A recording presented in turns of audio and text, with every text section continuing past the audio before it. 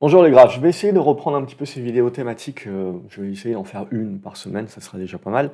Donc aujourd'hui, on va parler, des US. Donc c'est toujours la même idée si vous voulez, si vous êtes en bourse ou vous posez la question à quelqu'un qui est en bourse depuis, 10-15 ans, il vous expliquera évidemment qu'il ne jure que par les US, c'est eux qui surperforment et évidemment quand vous regardez les résultats des sociétés, quand vous regardez la technologie et cetera, c'est là où ça se passe. Là où par exemple en Europe, globalement, à part faire des régulations supplémentaires, on a un petit peu du mal à créer les géants. D'ailleurs, la plupart des géants européens qui sont créés aux États-Unis pour essayer justement de sortir des régulations et plus facilement essayer d'attraper un certain nombre de liquidités. Ceci étant dit, ce n'est pas toujours le cas si vous voulez. Et c'est ce tableau-là que je trouve assez intéressant et on va en parler un petit peu. Quand on vous parle concentration sur les marchés, on essaye toujours de dire, «C'est mauvais, ça va vous claquer à la figure». C'est vrai, vous pouvez avoir en fait une volatilité qui est accrue, mais c'est pas nécessairement, si vous voulez, que vous allez avoir un krach boursier à cause de ça, à cause d'une concentration. Ces concentrations peuvent durer très longtemps, ça peut être des cycles qui peuvent être très longs, mais tout ce que ça peut renforcer, c'est la volatilité, mais pas forcément, si vous voulez, se transformer en krach. N'oublions pas que c'est des phénomènes qui ont déjà été connus, par le passé et qu'en règle générale, en fait, on va faire surtout de la rotation. C'est le marché qui va faire une rotation plutôt qu'un un crack bête et méchant, si vous voulez, où il y a tout qui se casse la figure. Donc ce premier tableau ici, ce premier graphique que vous avez en gros en violet, c'est le reste du monde, et en gris, c'est les US. Donc en gros, depuis la crise des subprimes, il n'y a pas photo, et c'est allé crescendo à partir de 2016 et du Covid, c'est les US. Les US raflent la mise de la performance et des flux. Ce qu'il faut vous dire également, c'est qu'en gros, si jamais à un moment donné il y a une rotation, si jamais le dollar baisse, eh ben, vous n'avez pas nécessairement besoin qu'il y ait beaucoup de flux qui sortent des US pour aller chercher des opportunités en Europe ou au Japon ou dans les émergents pour créer des gros décalages. Parce que comme on est sur un cycle qui est extrêmement long, qui a duré plus de 15 ans, où on a surconcentré les États-Unis, et ben même quand on va rapatrier ne serait-ce que 1 ou 2 de tous les flux qui ont été, amoncelés, ces 15 dernières années sur les US, c'est 1 ou 2 sur des marchés comme, l'Europe, ou même le Japon, la Chine ou, d'autres pays émergents qui ont été complètement asphyxiés et atrophiés en volume et en flux ces dernières années. Et ben c'est 1 ou 2.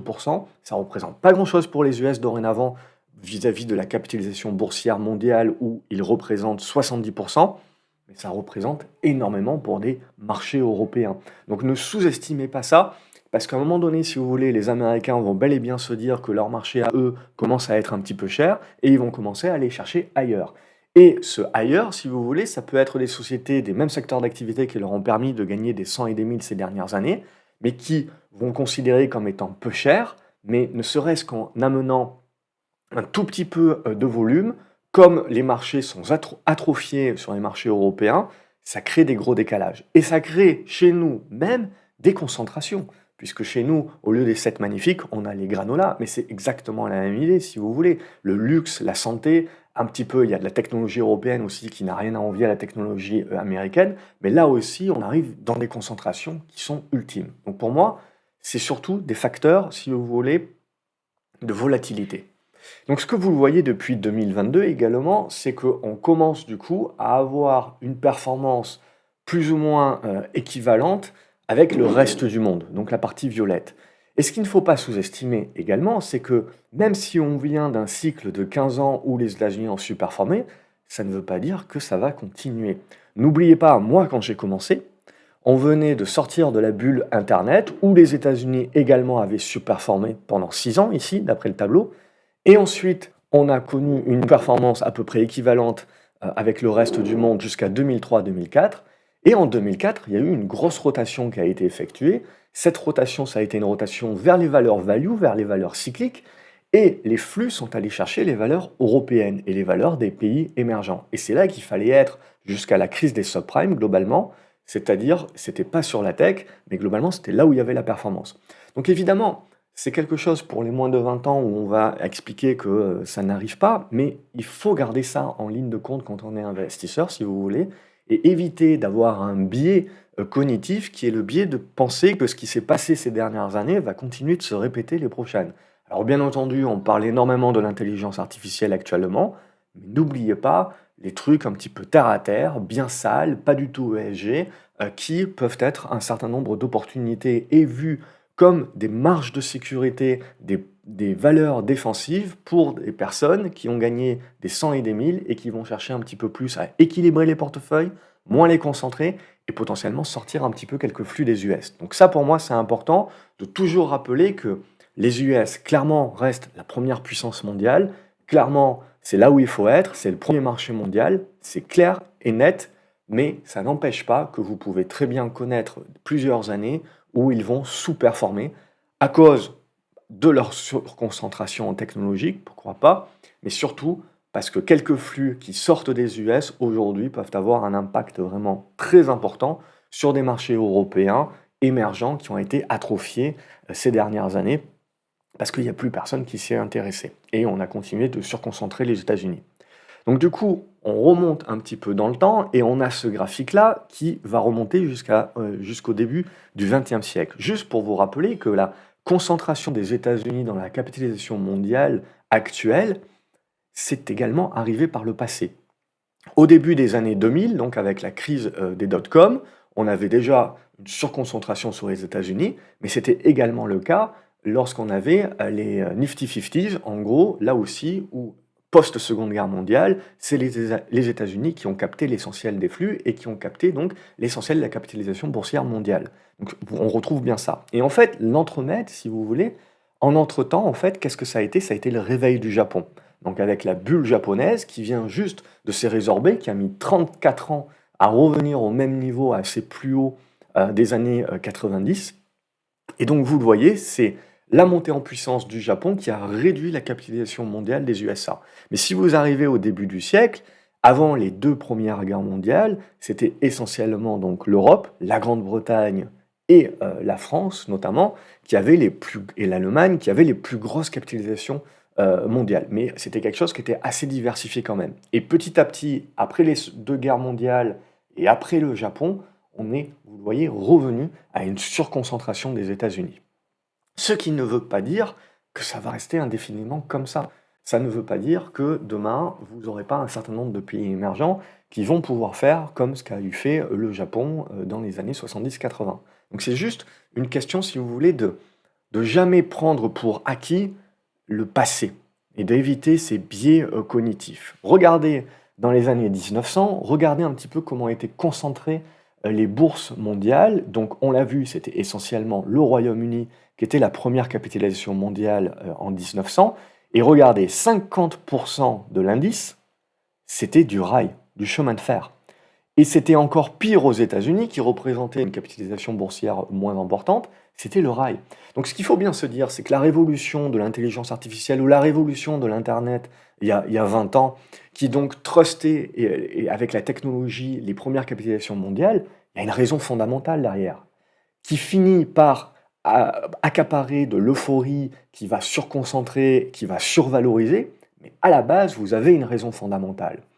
Et de la même façon que dans les années 1900, si vous voulez, c'était le chemin de fer qui était où il fallait être parce que, évidemment, c'était le truc à la mode. C'était l'intelligence artificielle de l'époque. C'était ça qui révolutionnait le monde à l'époque.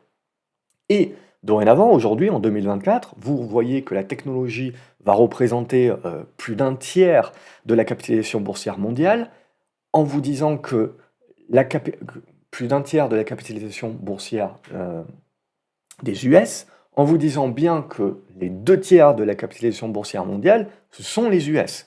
Donc vous voyez bien la part de la technologie dans la capitalisation mondiale. Donc ce qui doit vous faire poser des questions quand vous achetez un tracker, un ETF monde par exemple, qui va avoir entre 60 et 70% de valeur américaine, qui elle-même, à l'intérieur de quoi on retrouve 35% de technologie. Donc en gros, quand on achète un tracker monde en se disant je diversifie sur le monde entier, en fait, ce qu'il faut bien vous dire, c'est que vous n'êtes pas du tout diversifié. Donc ça, c'est quelque chose de très important à comprendre. Et aujourd'hui, si vous regardez le Royaume-Uni, par contre, eh ben, il est nettement plus diversifié. D'une part, il n'y a pas beaucoup de technologie dans l'indice anglais, ce qui veut dire également qu'il a pas mal sous-performé ces derniers temps. On peut parler du Brexit aussi. Mais regardez, il y a des industriels, il y a de la santé, il y a de l'énergie, il y a des banques, il y a des mines. On est sur quelque chose de très value.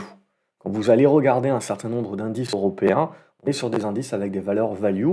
Et comme on l'a vu sur le premier graphique, ces valeurs value, clairement, n'ont pas été plébiscitées ces dernières années, mis à part pour quelques sous-cycles de quelques mois à une année. Mais si ça change, en fait, comme vous êtes dans des marchés européens et émergents qui sont atrophiés pendant des années où on n'a fait que privilégier les US, il suffit qu'il y ait qu'un petit peu de volume qui revienne sur l'Europe, sur les marchés émergents, pour plébisciter un certain nombre de valeurs et une rotation globale vers de l'énergie, vers de la santé, c'est déjà le cas, vers un certain nombre, les minières, ça commence, etc. Bref, vers un peu plus de valeurs cycliques et de valeurs value. Ça, évidemment, c'est de l'hypothèse de travail. Ça ne veut pas dire que ça va se produire demain. Ça veut parce que vous avez besoin que ça soit construit dans le temps. Ça va pas aller, c'est pas du on-off si vous voulez, et ça va pas se transformer du jour au lendemain. Mais c'est ce vers quoi, quand on est investisseur et qu'on veut aller chercher de la surperformance, c'est les questions globales qu'il faut se poser. C'est toujours ça qu'il faut se poser. C'est-à-dire ne pas tuer les États-Unis trop tôt, clairement. Ils resteront le premier marché pendant très très longtemps, très certainement, mais ne pas omettre que les pays européens ne sont pas à délaisser non plus. Les rotations, ça existe. Les moments où les États-Unis sous-performent, ça existe. Les moments où la technologie sous-performe les valeurs value, ça existe également.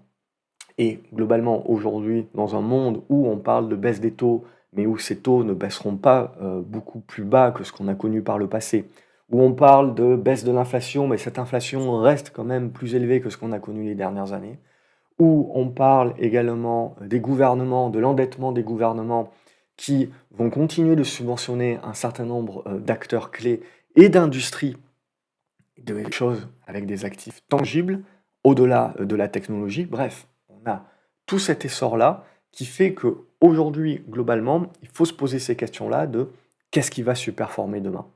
Est-ce que ma technologie peut continuer de se performer? Oui, ça restera un pan, un secteur très important.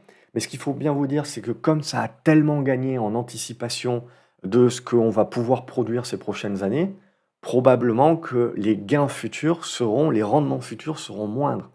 Pour autant, sur des valorisations qui aujourd'hui sont attractives et où vous pouvez récupérer un petit peu de flux, où il peut y avoir des fusions-acquisitions, où il suffit qu'un Américain commence à découvrir quelques valeurs du secteur technologique en Europe qui sont bien moins chères que ses copines américaines, il suffit que vous ayez un petit peu de flux pour que tout de suite les valorisations de ces sociétés-là également soient revalorisées d'une manière conséquente et rapide. C'est ça, à mon avis, qu'il faut entrevoir, c'est ça qu'il faut jouer ces prochains mois, ces prochaines années.